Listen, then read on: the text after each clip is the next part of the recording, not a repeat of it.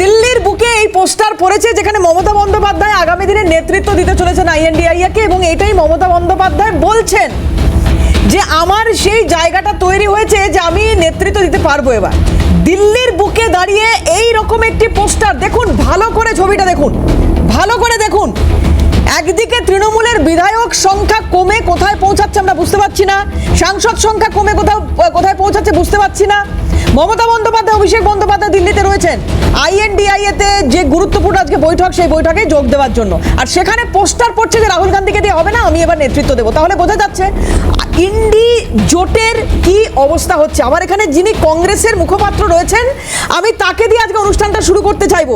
Charles দা রয়েছেন, Charles Nandi BJP মুখপাত্র, নীলাঞ্জন দাস রয়েছেন তৃণমূল মুখপাত্র, এবং দোলন দাস রয়েছেন কংগ্রেস মুখপাত্র। দোলন দি, আপনাকে দিয়ে শুরু করি। আজকে এই ছবি দেখতে হচ্ছে দিল্লির বুকে, রাহুল গান্ধীকে দিয়ে হবে না, সেটা তো বলছে কে সেটা দেখতে হবে। আপনি যার নাম বললেন তিনি already failure in West Bengal, তো তার কথার কোনো গুরুত্ব আছে? তিনি কে? তার কোনো ভূমিকাই নেই। তার দলের যে সাংসদরা তারাই আজকের বিজেপির যে মুখ্যমন্ত্রী তার সঙ্গে আজকের তারা লুকিয়ে তারা আজকের নেতৃত্ব তাদের সঙ্গে মিটিংয়ে বসেছেন।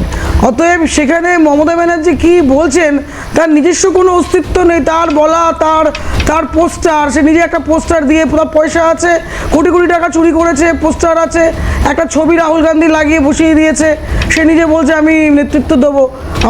আমরা কি এটা কি কোনো জানতে পেরেছি যে কোনো কিছুর মাধ্যমে? সেটা উনি বলছেন। আমাদের যে প্রধান নেতা যিনি রাহুল গান্ধী, তিনি কি বলছেন যে মমতা ব্যানার্জি নেতৃত্ব দেবেন? কেউ যদি গায়ে পড়ে এসে বলে যে আমি নেতৃত্ব দেবো, সেটা তার ব্যক্তিগত ব্যাপার।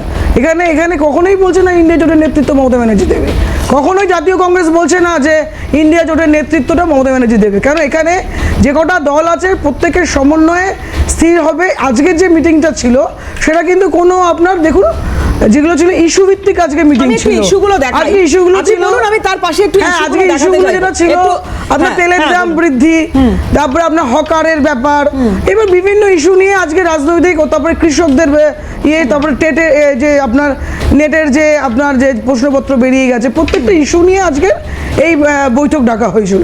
এখানে কোনো 29-এ যে কি হবে বা আগামী দিনকে নেতৃত্ব দেবে বা কেউ দেবে না সেই নিয়ে কিন্তু কোনো বক্তব্য এখানে পেশই হয়নি। উনি যদি বলে যে বৈঠকটা হয়েছিল কিছু এজেন্ডা আগামী দিনে ঠিক করার জন্য, যে কি পথে এটা এগোচ্ছে, আইএনডিআইএ কি পথে এগোচ্ছে, সেখানে পোস্টারগুলো পড়ছে।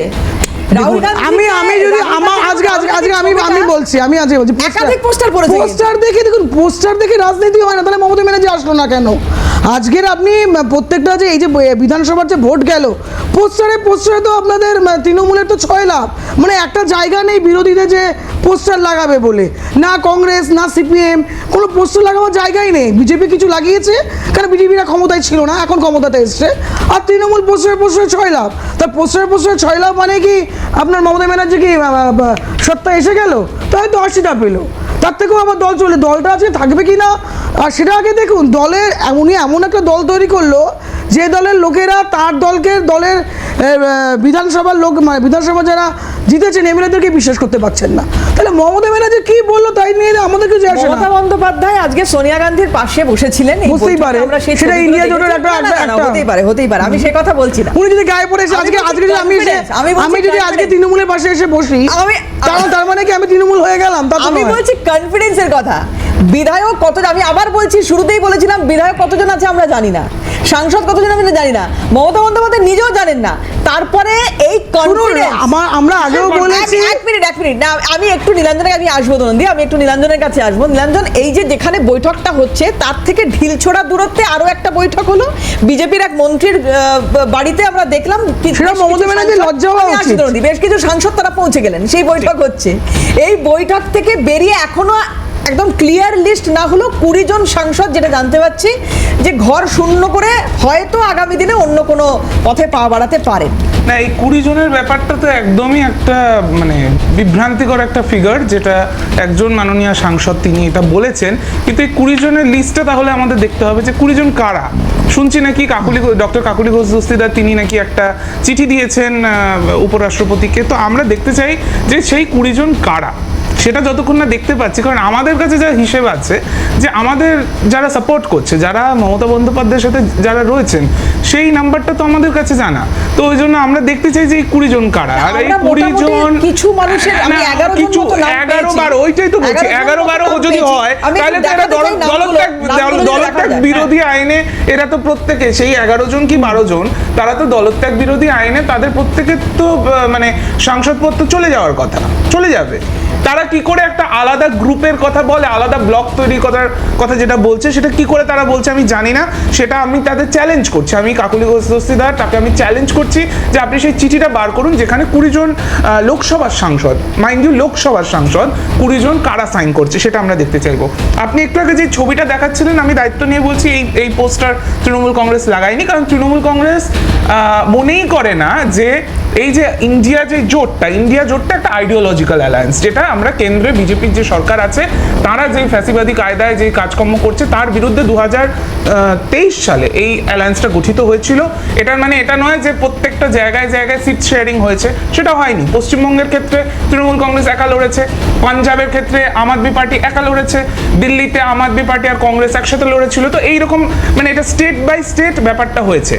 তো আমরা এটা মনেই করি না যে এখানে একক কোনো দল বা একক কোনো নেতা বা নেত্রী তারা এই অ্যালায়েন্সকে নেতৃত্ব দেবে। এটাকে আমরা সবসময় একটা রাউন্ড টেবিল কনফারেন্স হিসেবেই দেখি, এবং সেখানেও আপনি দেখছেন যে সেখানে মমতা বন্দ্যোপাধ্যায় তিনি এই ভারতবর্ষের তিনি আজকে one of the senior most politician. ওইখানেও যে মিটিংটা হয়েছে সেখানে তিনি সিনিয়র মোস্ট ছিলেন। অ্যাবসলিউটলি তিনি সিনিয়র মোস্ট। তিনি 84 সালে যখন ইন্দিরাজি মারা যান তারপরে না আমাকে তো সেটা বলতে হবে, সিনিয়র মোস্ট হিসেবে সিনিয়র মোস্ট পলিটিশিয়ান তো অন্য জিনিস। আর ওই জায়গাটা তার জন্য ওখানে দেখবেন লেখা আছে, তাকে নেম প্লেট দিয়ে লেখা আছে মমতা ব্যানার্জি। তিনি মমতা ব্যানার্জি নিজের জায়গায় বসেছেন।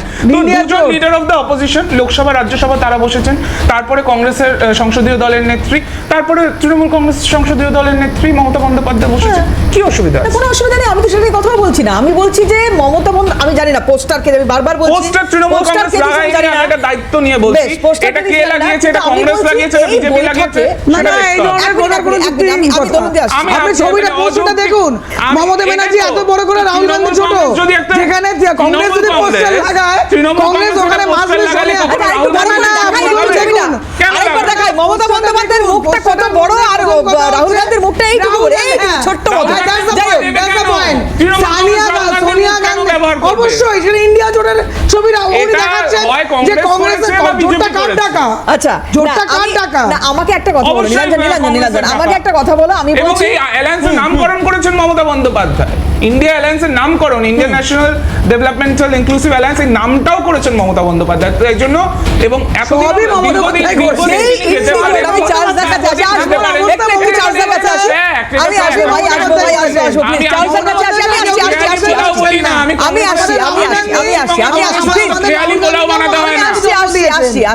আমাদের রাহুল গান্ধীকে মমতা ব্যানার্জি জন্ম দিয়েছে। দোলন দিয়ে আমি আসবো, আমি চার্জ দেখাতে আসার আগে